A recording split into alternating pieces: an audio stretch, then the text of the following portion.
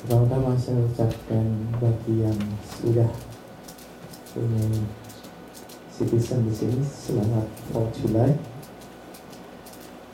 Yang belum yang bersyukur karena kita boleh tinggal di Amerika, menikmati apa yang Tuhan sudah siapkan bagi kita semua. Amin.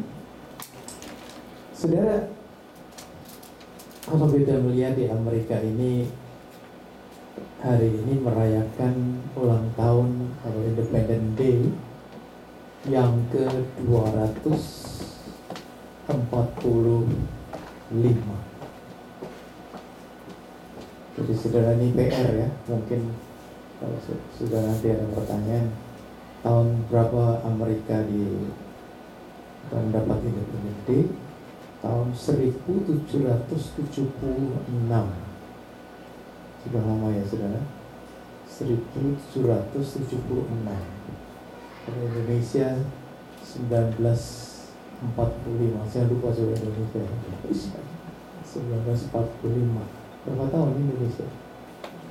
Jadi sudah kalkulasi ya.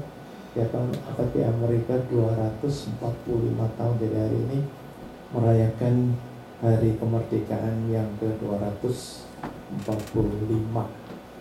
Begini saudara, saya kan berbicara tentang peliharalah kemerdekaan. Saudara, kemerdekaan itu memang tidak mudah ya untuk mendapatkan kemerdekaan. Seperti di Indonesia, di Amerika, untuk mendapatkan kemerdekaan itu perlu satu perjuangan yang cukup berat ya, tidak mudah. Bisa mendapatkan kemerdekaan, bahkan untuk mempertahankan kemerdekaan itu, saudara perhatikan, untuk mempertahankan kemerdekaan itu sehingga sampai dapat bertahan sampai sekarang, itu bukan satu hal yang mudah. Yang sudah lihat situasi setelah berapa tahun sudah tinggal di Amerika, saudara bisa melihat bagaimanakah sukarnya untuk memeliharakan kemerdekaan itu sendiri ya. Tetapi kita rindu juga saudara, melalui kesempatan ini Tuhan inginkan juga, Tuhan sudah memberikan kemerdekaan dalam kehidupan kita. Kita rindu juga Tuhan, apa kita mau peliharakan kemerdekaan itu dalam kehidupan kita ya. Kita buka dalam Galatia yang kelima ayat yang pertama. Dalam Galatia yang kelima ayat yang pertama.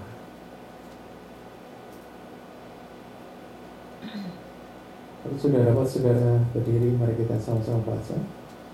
Galatia yang kelima ayat yang pertama.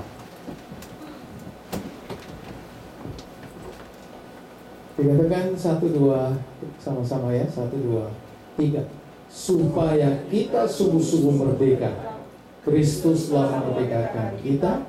Karena itu berdirilah teguh dan jangan mau lagi dikenakan kuk perhambaan. Makasih, silakan duduk. Saudara, dikatakan bahwa kita sungguh-sungguh merdeka.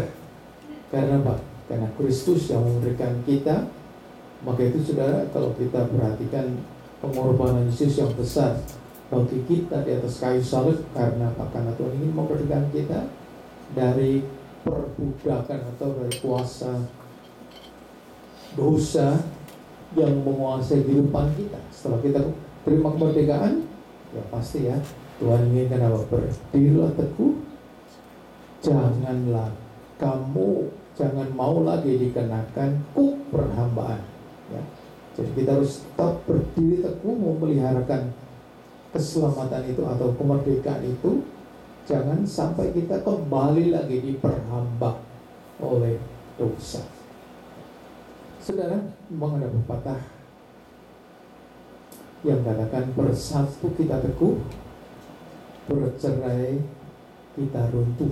Ya, saudara, maka itu dalam memeliharakan kemerdekaan ini memang bisa katakan tidak mudah ya mempertahankannya. Banyak yang berusaha tetapi seringkali menghancurkan kesatuan itu sendiri. Nah, memang sampai saat ini Presiden yang baru dan Joe Biden pun menekankan kesatuan, unity, ya, kesatuan, mengembalikan kesatuan. Ini berarti apa? Amerika pun sudah dipecah belah dengan begitu banyak hal. Ya, kalau sudah perhatikan hari-hari ini, memang kalau kita perhatikan ancaman kehancuran itu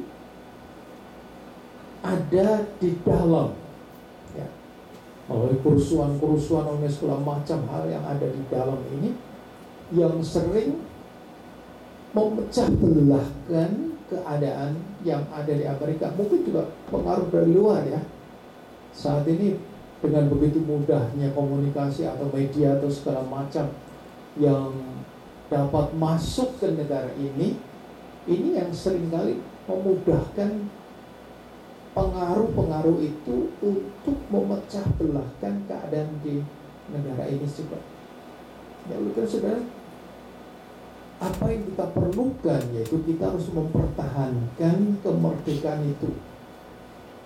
Kalau ada kesatuan, tapi kalau tidak, itu akan mudah digoyahkan. Maka itu sudah di sini kesatuan di dalam bangsa ini pun sangat penting sekali, ya, supaya tidak mudah digoyahkan. Kalau sudah perhatikan, ya, menurut sejarah taktik yang dipakai untuk menghalang-halangi kemerdekaan Amerika ini adalah dengan apa? Memecah belahkan suku-suku ini rasial yang saat ini sedang terpanas sekali, ya, dengan keadaan yang terjadi dalam hari-hari ini. Juga paham-paham yang salah yang mungkin seringkali mempengaruhi kehidupan ini sehingga bisa mempengaruhi keadaan orang-orang di Amerika ini.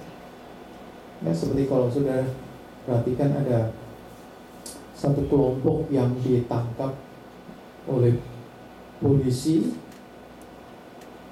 di Massachusetts. Polisi menangkap 11 orang yang bersenjata. Bukan senjata kecil, senjata yang gede, ya, saudara. Kalau sudah perhatikan pada hari Sabtu yang lalu jam 4 pagi, grup ini yang menamakan Rise of the Moors, ini adalah satu grup yang katanya does not recognize our laws, ya. Jadi saudara, mereka merasa tidak bukannya tidak mengetahui, tapi mereka tidak memperdulikan. Ini yang mungkin, ya, dalam pikiran sebenarnya apa yang sedang diselidiki ini, sampai mereka katakan does not recognize our laws. Itu kan tidak mungkin, ya, sebagai warga negara. Saudara kan baru mempelajari sesuatu yang sudah pelajari, tapi ini mungkin adalah kelompok-kelompok yang otomatis yang mereka sudah langsung warga negara sehingga tidak mau mempelajari lagi hal yang ada. Tapi sebenarnya ini yang terjadi karena mungkin ada faham-faham yang membelokkan pikiran mereka sehingga melakukan hal-hal yang sebenarnya tidak perlu terjadi. Saudara, waktu itu terheran, ya, di Amerika ini terlalu banyak orang yang terpengaruh oleh paham-paham yang selalu membawa keluar daripada jalur-jalur yang sebenarnya. Maka itu saudara, komunikasi yang terjadi di Amerika ini terlalu bebas sekali. Di Amerika ini bebas sekali. Bahkan yang dari luar masuk ke Amerika pun banyak sekali. Sehingga banyak menimbulkan kelompok-kelompok, kan? Kelompok-kelompok apa? Kelompok-kelompok orang-orang yang saling membenci satu dengan lain, hate crime. Ini yang terjadi dalam hari ini kan apa? Karena ras tadi, karena perbedaan suku bangsa. Nanti Asia sekarang agak mulai mereda, tapi tetap masih ada orang-orang yang masih tidak senang dengan orang-orang Asia. Ya, bahkan di Boston juga, ya, saudara, ada seorang mahasiswa yang student visanya sudah mati dari Mesir yang bernama Khaled Awad, yang berusia baru 24 tahun. Ya, saudara, bayangkan anak muda ini menusuk seorang rabai yang belum lama datang dari Israel di Boston dan dia ditusuk di depan tempat ibadah mereka. Bayangkan sudah, karena rabai dari Israel ini diperlukan untuk melayani orang-orang yang berbahasa Rusia. Bayangkan saudara, karena apa? Ketidaksenangan dengan disebut anti-Semitik ya. Kalau kita biasa orang anti-Asia, ini anti-Semitik, anti orang yang berkebangsaan Yahudi. Nah ini terjadi juga di kota New York sendiri ya. Terjadi banyak ya, terjadi hal-hal yang tidak dikehendaki. Ini yang sering memecah belahkan keadaan di Amerika yang sudah bisa maksud presiden yang baru ini kan berusaha untuk mempersatukan negara ini supaya tidak terpecah belah. Makanya sudah 245 tahun itu bukan waktu yang pendek ya. Saudara-saudara membangun negara ini sehingga mempunyai negara yang mungkin dari keadaan yang tidak maju sampai menjadi negara yang sangat maju, yang sangat modern, yang sangat modern dengan negara ini, dan berpengaruh kepada kehidupan umat manusia di seluruh dunia. Bayangkan sudah, hanya Amerika saja yang berpengaruh sampai ke seluruh dunia. Ya, maka itu peranan Amerika cukup penting sekali dalam dunia ini. Tapi bagaimana kalau di dalam sudah tidak ada kesatuan? Apakah pengaruh ini akan menjadi satu pengaruh yang baik bagi Amerika ini, bagi dunia? Ya, oleh saudara, ini yang menjadi satu hal yang penting sekali.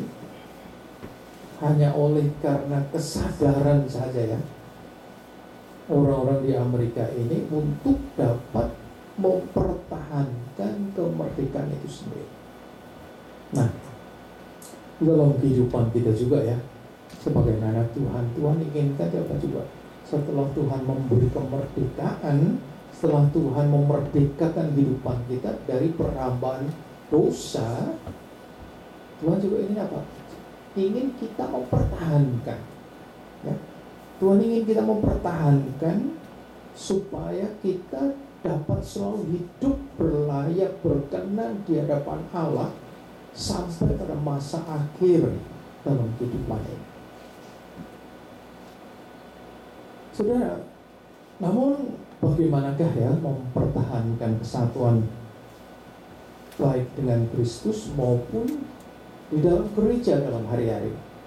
Nah, saudara, kalau kita perhatikan, kalau saudara renungkan atau saudara perhatikan dalam hari-hari ini, setelah adanya pandemik setahun yang lebih ini, kekristenan di Amerika menurun sekali.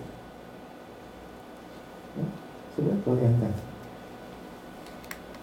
bahwa gereja-gereja masih banyak yang kosong. Meskipun sudah ada kebebasan di Amerika ini, tapi banyak gereja yang masih kosong. Karena apa?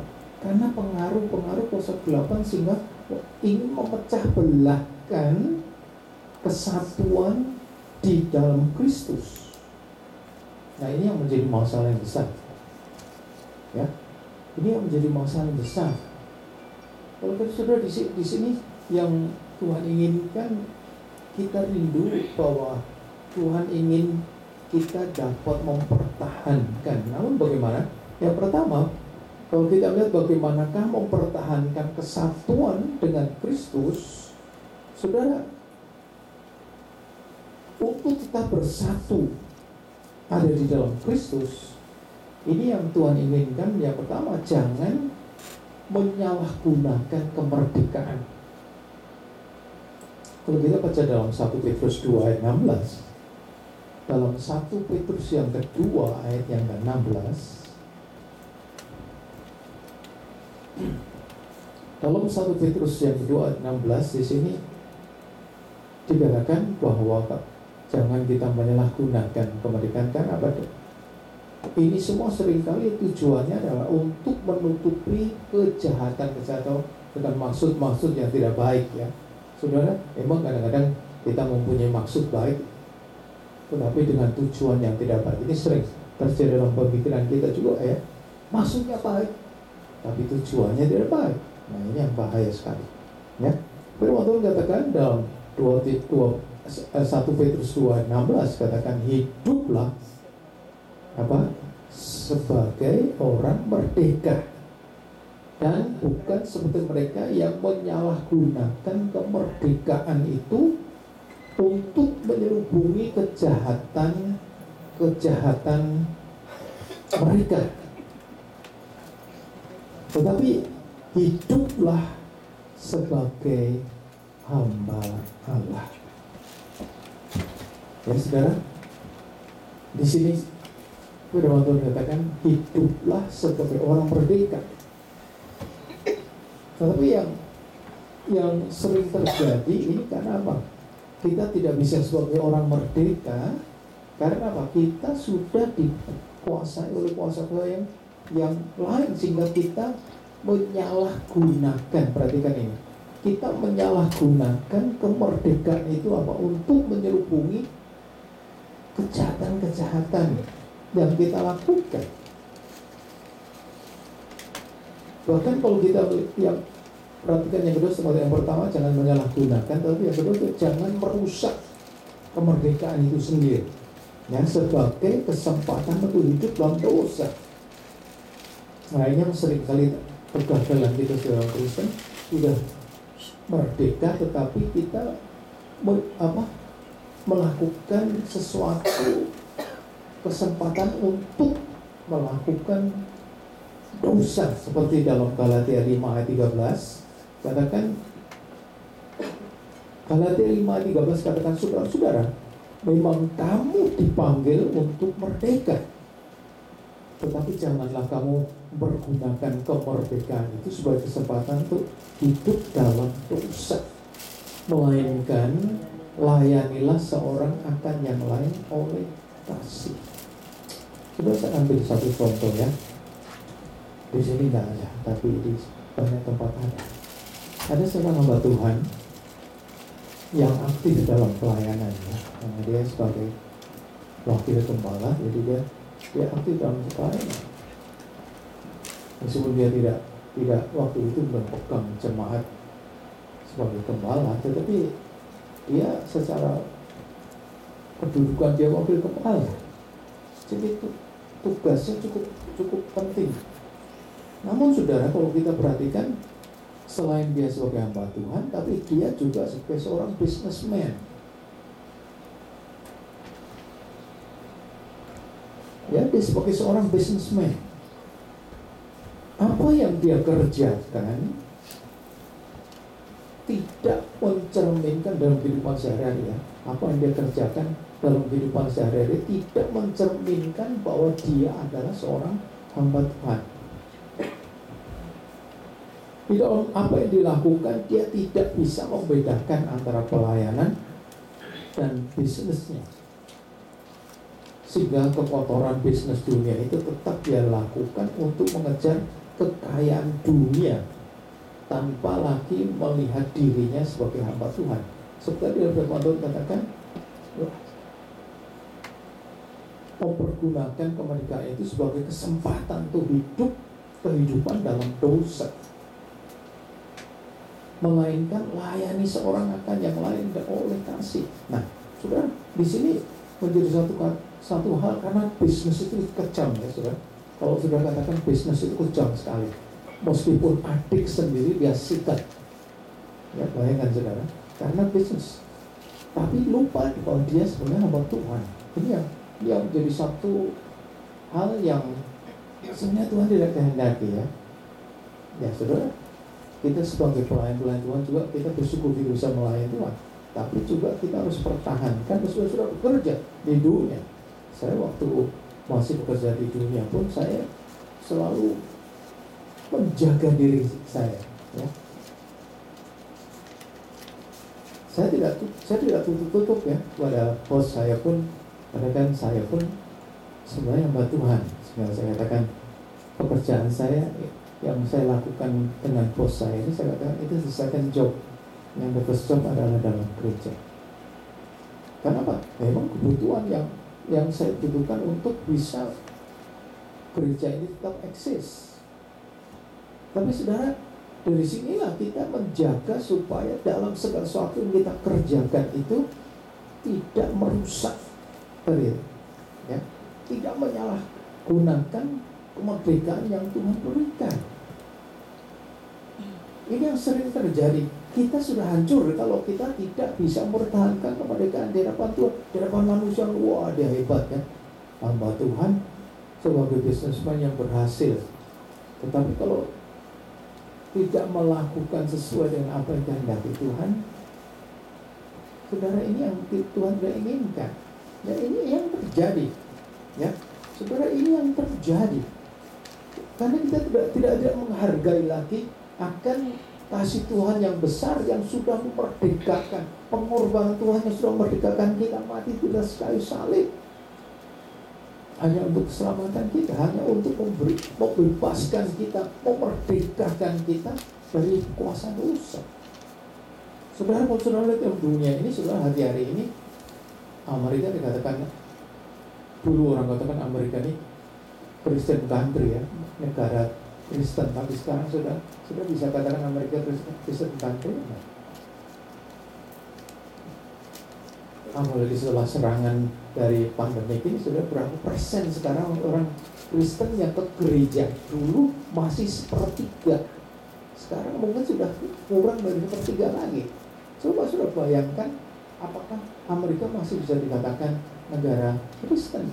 Ini yang menjadi satu pertanyaan yang besar. Tapi Tuhan ingin kesatuan ini jangan sampai menggoyahkan kita yang masih ada pada saat ini. Karena kuasa kegelapan berusaha begitu rupa untuk memecah belahkan kesatuan yang ada. Waktu saudara berdoa jangan sampai saya dipakai oleh setan untuk menghancurkan kesatuan yang Tuhan sudah berikan. Apalagi kemerdekaan yang Tuhan sudah kerjakan bagi kita. Nah, makanya saudara, kalau kita perhatikan kesatuan dalam gereja itu penting sekali. Tapi kita melihat kesatuan yang betapa pentingnya kesatuan dalam Kristus ini yang harus kita sadari bahwa kita ada oleh karena Kristus ya. Mengapa ini terjadi? Karena apa? Kita telah dibebaskan dari penghukuman. Ya, kalau saudara lihat dalam Roma 8 ayat 1 dan 2. Dalam Roma 8 ayat 1 dan 2 dikatakan di sana, demikianlah sekarang tidak ada penghukuman bagi mereka yang ada di dalam Kristus. Saya katakan amin. Roh yang memberi hidup telah memberikan kamu dalam Kristus dari hukum dosa dan hukum maut. Amin, saudara. Ini kalau saya perhatikan, sekarang kita, setelah kita ada dalam Kristus, tidak ada lagi penghukuman. Bayangkan saudara, upah dosa dan maut. Ya, kita sudah bebas karena kita ada dalam Kristus. Tapi karena saudara, di sini katakan anak roh sendiri yang menghidupkan sehingga kita luput dari pada hukuman dosa dan hukuman maut. Jadi saudara, ini yang harus kita syukuri ya, bahwa kita sudah bebas dari penghukuman karena Kristus sudah memerdekakan kita. Bahkan kita telah dibebaskan dari kuasa dosa. Kita tidak dikuasai lagi oleh kuasa dosa. Dalam 1 Yohanes yang ketiga ayat 6, dalam 1 Yohanes 3 ayat 6, karena itu setiap orang yang tetap berada di dalam Dia, dalam Yesus, tidak berbuat dosa lagi. Setiap orang yang tetap berbuat dosa tidak melihat dan tidak mengenal Dia. Jadi saudara, ini yang terjadi dalam kehidupan gereja Tuhan. Kamu Kristen? Haleluya, Kristen, haleluya. Dulu saya kan pernah saya saksikan ya, waktu kami baru datang pertama kali, sudah lama tidak pernah kumpul orang Indonesia. Waktu ada masalah soal paspor, baru ketemu banyak orang Indonesia. Wah, waktu ketemu kita kan tidak tahu ada kebaktian Indonesia, mungkin ketemu Frida di sana. Saudara bayangkan ada seorang yang wah, haleluya, puji Tuhan, haleluya, puji Tuhan. Setelah dekat, Nggak tahu dia beberapa kali kawin cerai, dan saudara.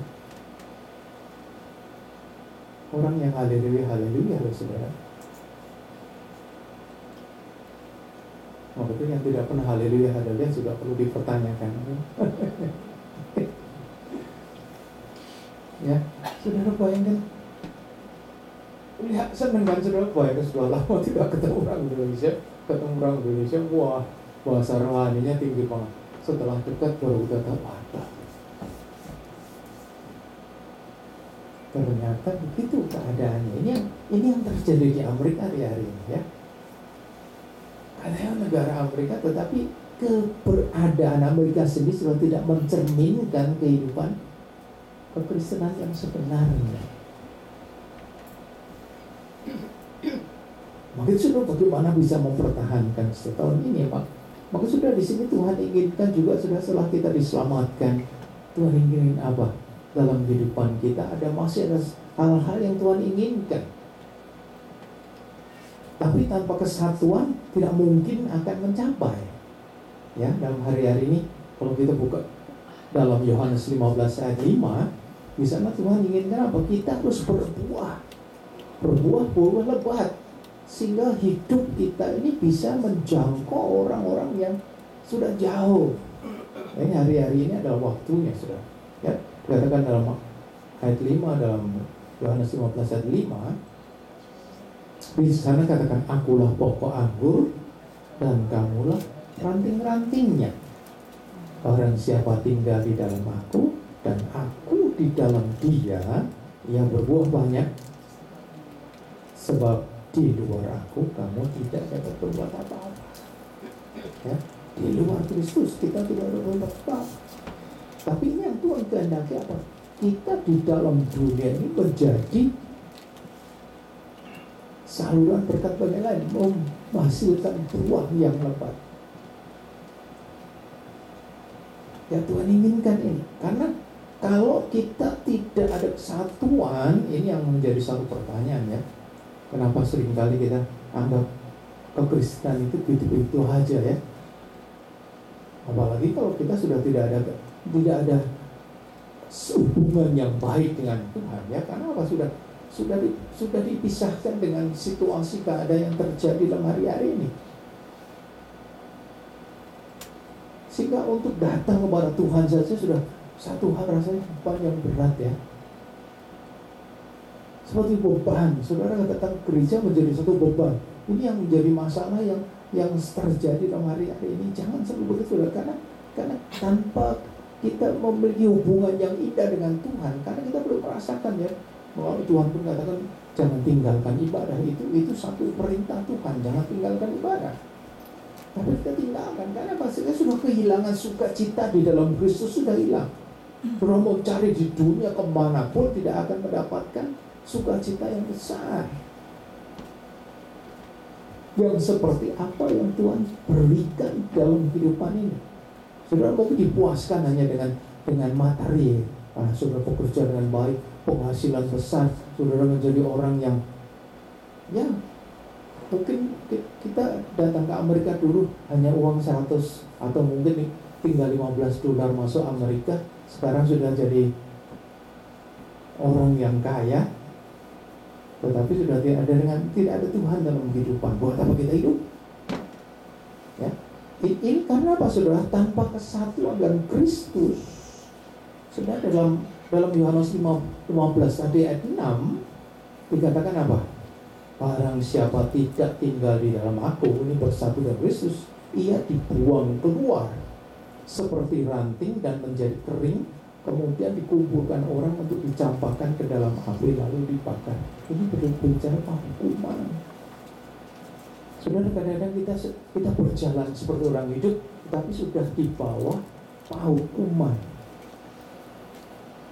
Amerika ini saudara, kalau sudah tidak berdoa, kehancuran ini akan terjadi di Amerika. Seperti Sodom dan Gomora hancur, seperti waktu zaman Musa hancur,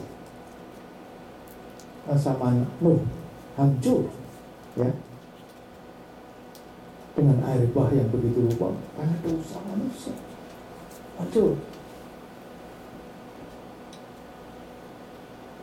Amerika, sudah di mana tidak ada dosa, di mana-mana ada dosa. Maka itu pengaruhnya cukup besar sekali. Semua dilegalkan di Amerika. Saudara-saudara bayangkan ini menjadi satu hal bahwa kita sudah ada, orang-orang ini sudah ada di bawah hukuman Allah. Tunggu waktunya aja. Tunggu waktunya. Ya saudara, hari-hari ini banyak sekali yang terjadi di Amerika ini dengan banyaknya hal-hal yang terjadi yang saudara tidak terpikirkan.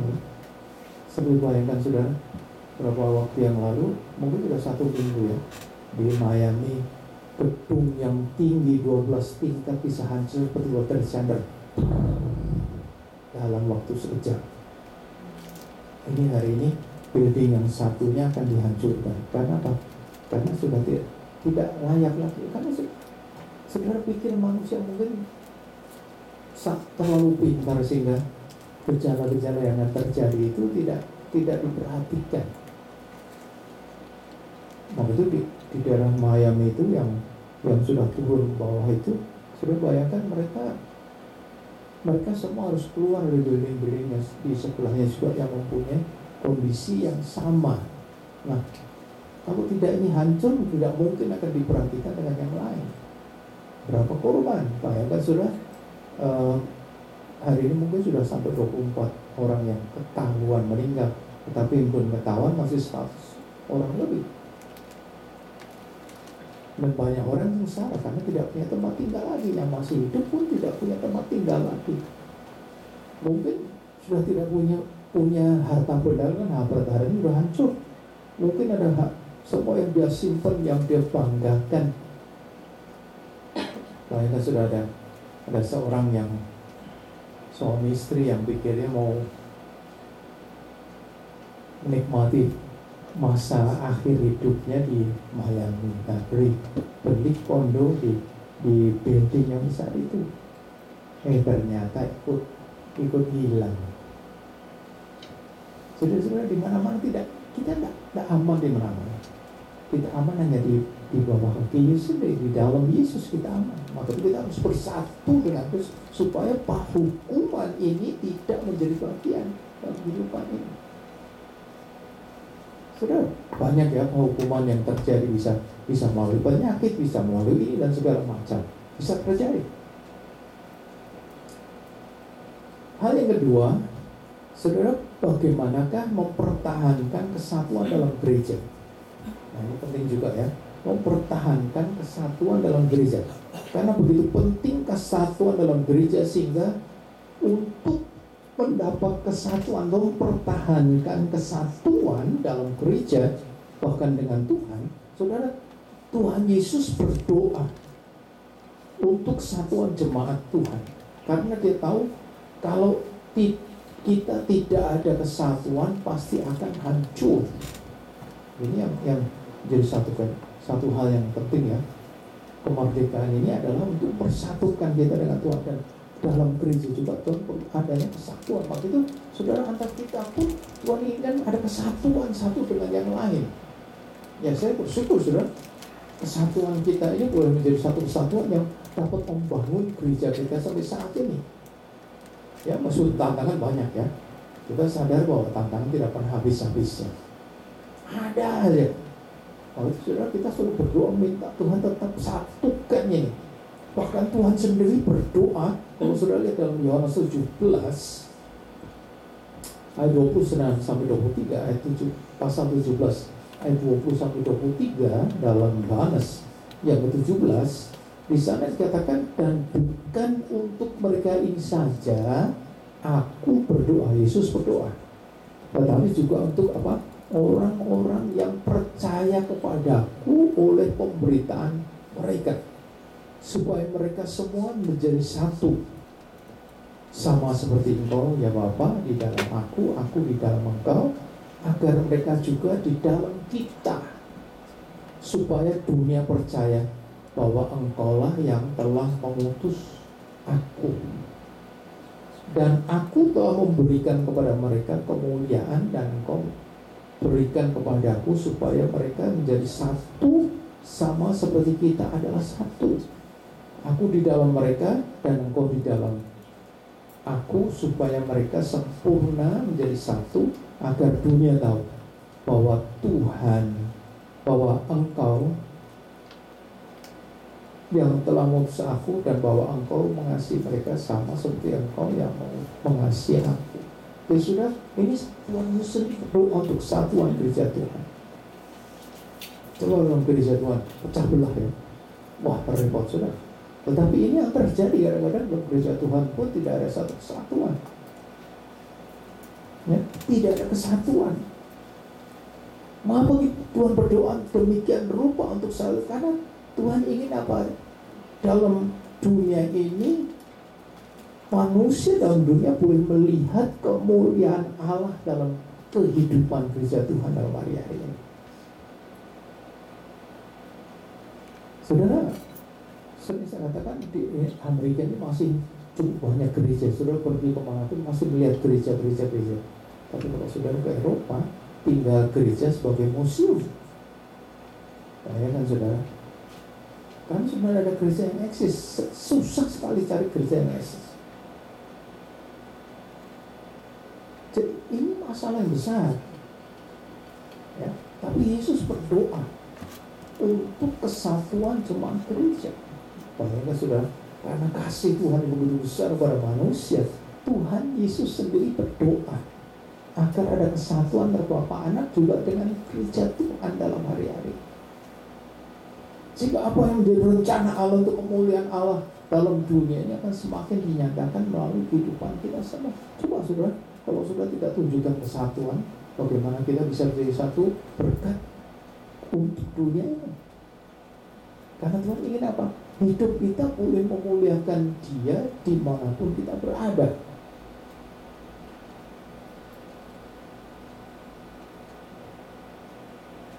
Namun saudara, kita saat ini kita akan melihat memang ada beberapa hal yang dalam gereja Tuhan seringkali mengapa sampai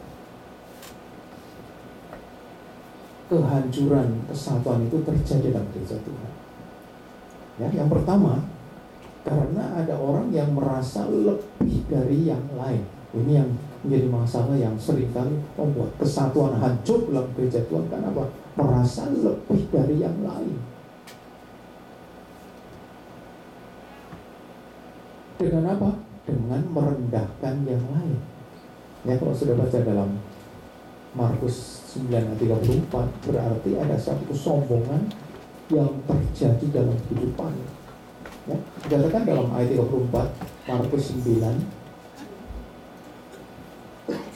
ayat 34 dikatakan, tetapi mereka diam, sebab di tengah-tengah jalan tadi mereka mempertengkarkan siapakah yang terbesar di antara mereka. Pertengkaran antara murid-murid Yesus. Sudah jadi murid Yesus ya. Tapi mempertengkarkan siapa yang terbesar di antara mereka. Kenapa? Disinilah seringkali orang ingin merendahkan satu yang lain. Nah, saudara-saudara, saya melihat dalam gereja Tuhan pun hari-hari ini, kalau sudah lihat pada waktu pemilihan pemimpin pun ya, sudah tidak beda dunia dengan gereja, sama ya, saling menjatuhkan. Nanti saya lebih baik keluar dari pemilihan supaya apa? Supaya tidak kelihatan hal yang itu ya, sudah. Kalau sudah dilihat saya tidak aktif lagi dalam kepemimpinan, saya rindu agar saya tidak melihat hal-hal yang demikian. Ya, karena di sini yang terjadi. Ya, antara murid Yesus sendiri bertengkar, saling merendahkan, saling, karena kesombongan mereka, pikirnya mereka wah terlebih daripada yang lain. Tapi ternyata apa? Seperti Petrus yang mulutnya gede banget.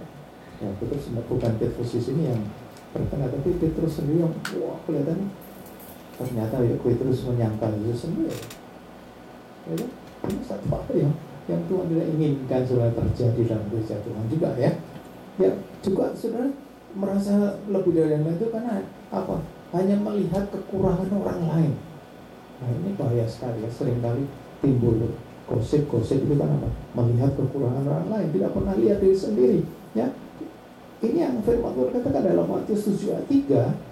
Dalam Matius 7 ayat 3, di sana dikatakan, mengapakah engkau melihat selumbar mata di mata saudaramu, sedangkan balok di dalam matamu tidak engkau ketahui. Nah, ini firman Tuhan yang menegur kehidupan kita. Ya, dikatakan selumbar, ini kan kecil di depan mata kita tidak lihat, tapi balok selumbar itu kelihatan, tapi balok yang gede, yang gede sekali tidak kelihatan. Jadi kan berjalan kehidupan kita ya, kekurangan orang lain kita bisa lihat, kekurangan sendiri tidak bisa lihat. Maka sudah hati-hati ya. Kalau sudah ada orang yang sering gosip-gosip itu, dia menganggap dirinya lebih baik daripada yang lain. Amin. Amin. Gak ada yang amin. Kalau saudara gosip, jangan gosip dong.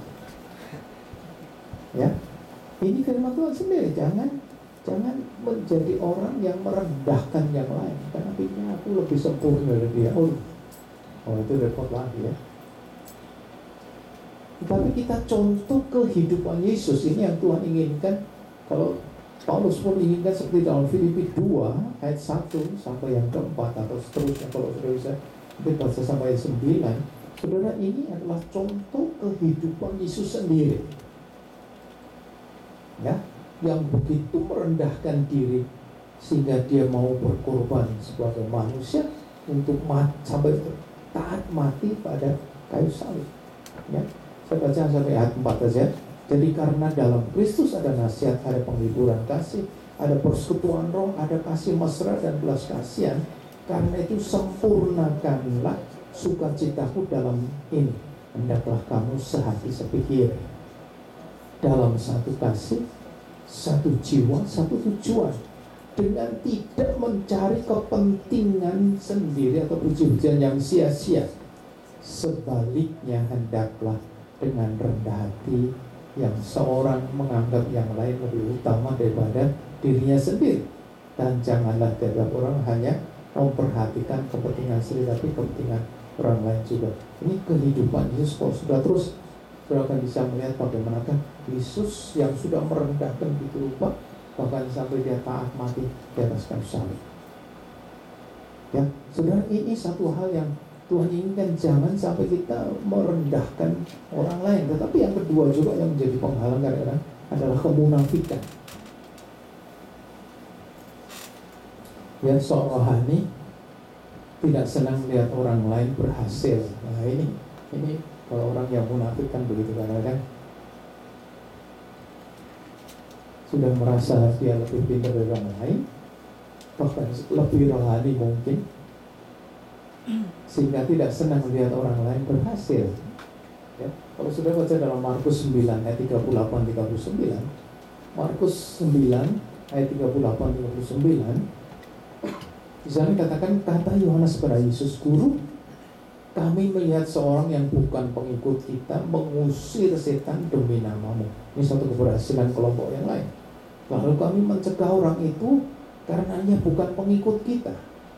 Tapi jawab Yesus apa? Respon Yesus. Tetapi kata Yesus, janganlah kamu cegah dia, sebab tidak seorang pun yang telah mengadakan mujizat demi namaku dapat seketika itu juga mengumpat aku. Jadi saudara, di sini menjadi satu hal yang Tuhan inginkan kita pun mengetahui, jangan kita munafik ya. Dan ini yang seringkali mau mecah belahkan kesatuan gereja. Tetapi yang sangat penting juga yang ketiga adalah jangan kita menyesatkan.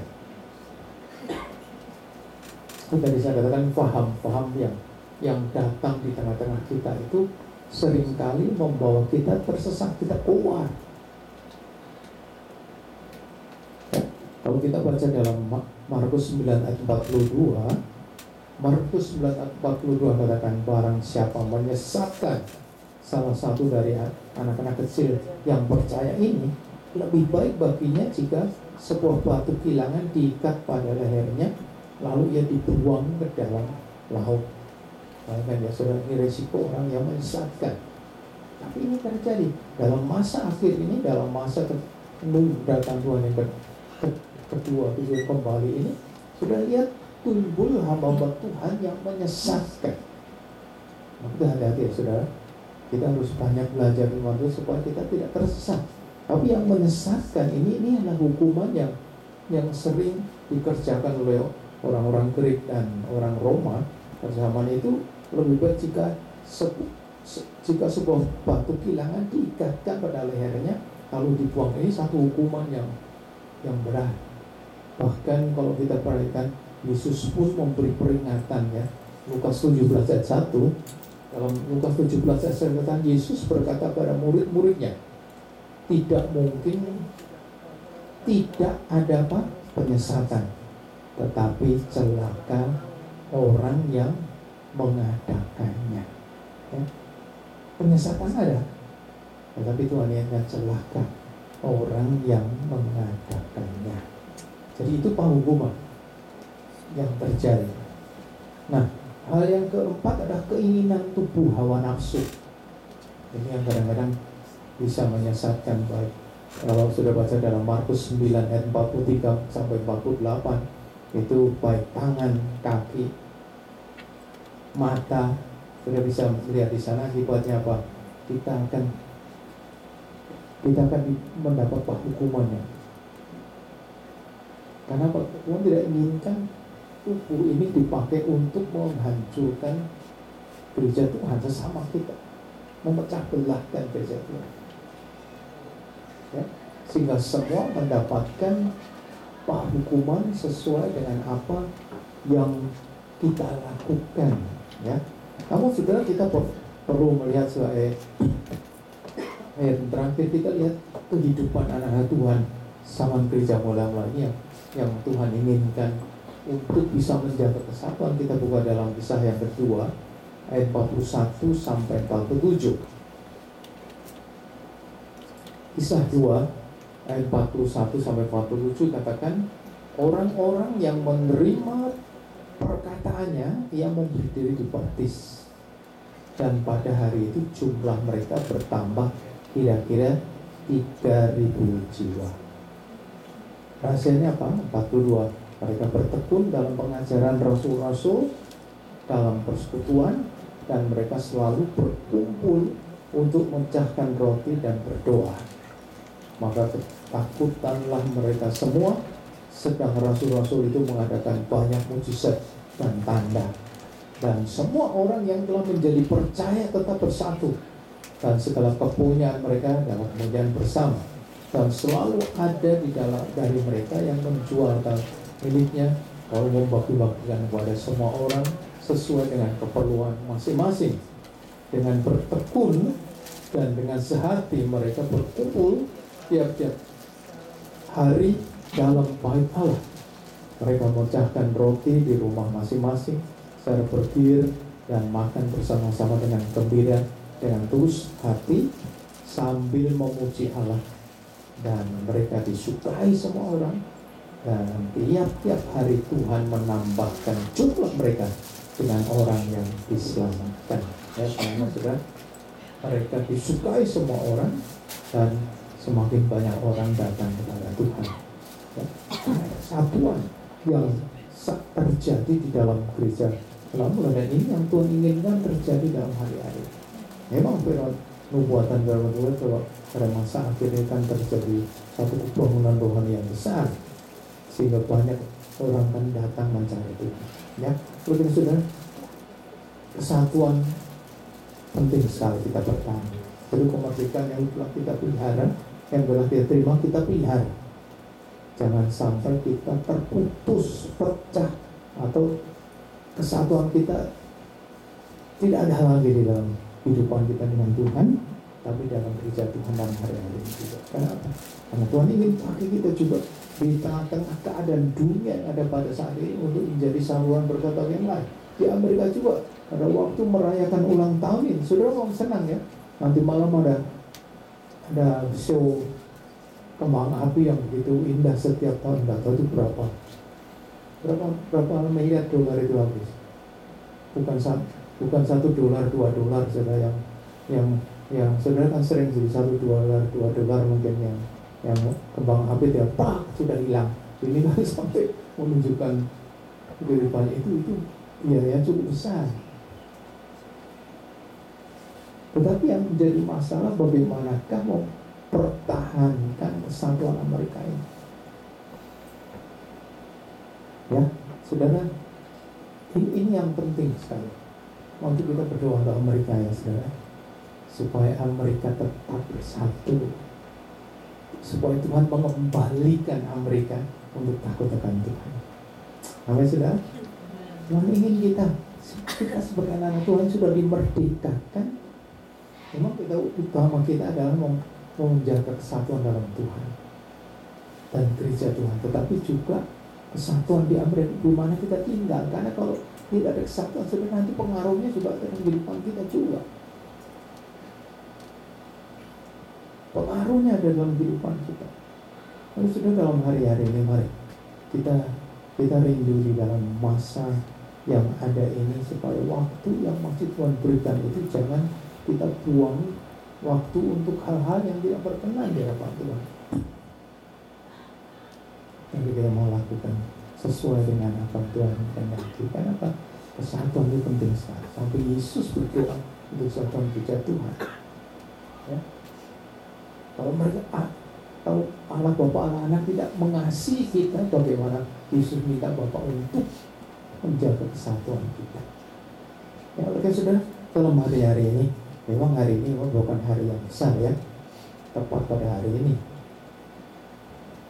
Tetapi bagaimanakah kesatuan ini di antara kita juga? Jangan sampai kita pun terpecah belahkan oleh hal-hal yang tidak berkenan di hadapan. Ya, maka sudah kita berdoa untuk Amerika, tapi gereja berdoa untuk gereja Tuhan dalam hari-hari ini, supaya jangan sampai kita terpecah belah, sehingga kita tidak bisa memuliakan Tuhan dimanapun kita berada. Ya sudah, kita bersyukur kalau di Amerika masih ada kebebasan, sudah bebas yang tidak berbakti. Tapi di Indonesia saya dengar dengan adanya lockdown di sana sini, di Jawa terlebih gereja ditutup ya. Entah di mana dulu, gereja tutup Pak, tutup juga kan? Gereja ditutup. Ya, malah ngonjol ini tidak ya. Tapi di mana-mana di Indonesia sekarang semua tidak boleh berkumpul bersama-sama ya, berbakti. Jadi saudara berdoa supaya kita bisa lepas dari semua yang ada, sehingga kesatuan itu bisa kita jaga sampai Tuhan datang kali yang kedua ya. Amin. Si Tuhan, mari kita berdiri.